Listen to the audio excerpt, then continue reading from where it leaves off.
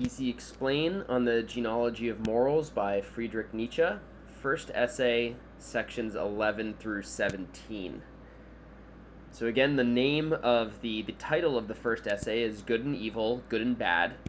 And this video is going to focus on the latter sections of that essay, the final ones, sections 11 through 17.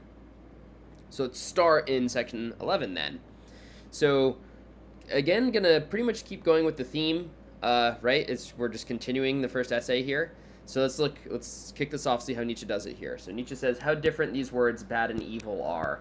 Although they are both apparently the opposite of the same concept good, but it is not the same concept good. One should ask rather precisely who is evil in the sense of the morality of ressentiment. He goes on, the answer in all strictness is precisely the good man of the other morality, precisely the noble, powerful man, the ruler, but dyed in another color, interpreted in another fashion, seen in another way by the venomous eye of ressentiment. So ressentiment is actually a French term that Nietzsche's using. I think it just gives him more, like influence over the word, stress of the word, to leave untranslated like that, but it's resentment, right? So what we're looking at here is he's already defined, looked at where good comes from in the first part of this essay. So now he's shifting at what's the difference between bad and evil, and he's considering who would call someone evil, right? Where is this coming from? And essentially we're just looking at this divide between different structures or systems of morality. Again, it comes down to this split in class. If we're looking at this noble, powerful, ruling class, they are going to be calling their opposite evil, right? They're going to resent the other, and the same is happening from those underneath the nobility, right? Being ruled over. They are going to resent their higher powers. And that's where this big moral problem comes from, right? This is what Nietzsche is trying to unpack and clarify and work with. Let's go on to section 12. So here Nietzsche says, how much one is able to endure distress, want, bad weather, sickness, toil, solitude. Fundamentally, one can cope with everything else. Born as one is to a subterranean life of struggle, one emerges again and again into the light. One experiences again and again one's golden hour of victory. And then one stands forth as one was born, unbreakable, tensed, ready for new, even harder, remoter things, like a bow that distress only serves to draw tauter. Right, so he's saying, if you look at these classes that have been put through systems and structures of morality that are not their own, that have been adapted in other ways, he's pointing out how people have persevered, how people have prevailed, that these systems of morality have not determined everything, right? They are not the end-all, be-all.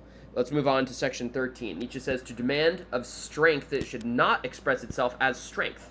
So again, he's talking against, maybe those that are in power, the nobility, they are in the wrong, right? They are evil. But he's making a point here that, if they are the ones with the strength, if they have strength, why are you saying they shouldn't be what they are? Let's keep going with this passage, though. There should not be a desire to overcome, a desire to throw down, a desire to become master, a thirst for enemies and resistances and triumphs.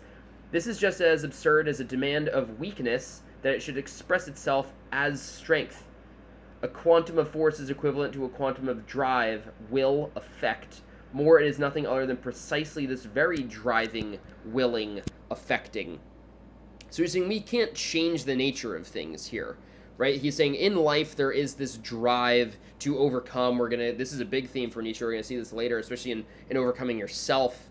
And he's saying, strength will be strength, just like weakness will be weakness. There is a will at work here. There is a drive in all forms, and that is what he wants to look at. That's what really matters, is analyzing this will, this drive, this desire to overcome, as he says. Let's keep going with section 13.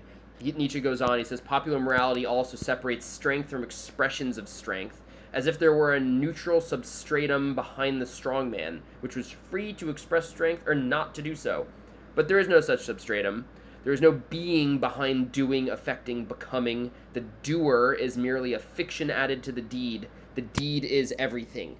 Right, so what Nietzsche's breaking down here is maybe we're putting too much value on agency in man, but really what we should be looking at is not the being, but this drive, this will, this becoming, right? Don't focus on the doer. What is the doer? That's almost an illusion, right? This is where it starts to get a little Buddhistic in nature. What we're looking at is this will, the will to power, as we'll see, right? This drive, this becoming, this overcoming. So let's look at section 16. And here, this is a great snapshot of the moral philosophy that Nietzsche is building. So Nietzsche says the two opposing values, good and bad, good and evil, have been engaged in a fearful struggle on earth for thousands of years. And though the latter value has certainly been on top for a long time, there are still places where the struggle is yet undecided. One might even say that it has risen even higher, and has become more and more profound and spiritual, so that today there is perhaps no more decisive mark of a higher nature and a more spiritual nature than that of being divided in this sense, and a genuine battleground of these opposed values. So Nietzsche's looking at this historically, right? The good and bad, good and evil, they've been battling for a long time. And he's saying for a lot of people, this is where spiritual, profound meaning has come from. They think that this is something they have to strive to, that this is inherently on earth. They're so used to it, they're so conditioned into this. And it's a battleground, and it's from this battle that people get their values, people get their meaning. But he's calling this out, right? And to wrap things up for the first essay here, let's look at section 17. Nietzsche's going to put it all in a new perspective of really what we should be doing, what we should be finding meaning from, what we should be working on. He says all the sciences have from now on to prepare the way for the future task of the philosophers. We're looking ahead now. This task understood as the solution of the problem of value, the determination of the order of rank amongst values. Right? This is where we really start to see Nietzsche here working on a philosophy of the future. He's setting up our future task. What should be our battle? What should be our battleground? Where should we be finding meaning? And what should we be pursuing as we define our lives? We need to sort out values. We should break from the past here. We've just inherited these, but why have we inherited them in this way? Why are we hanging on to them, holding on to them? We need to set about as a task, as philosophers, as a people, to sort out our values, to put them in a new order, to put them in a new rank. That is the task at hand. That is the future. This wraps up the first essay. We're going to go right into the second essay of Nietzsche's Genealogy here. But for the first essay, I hope this helps.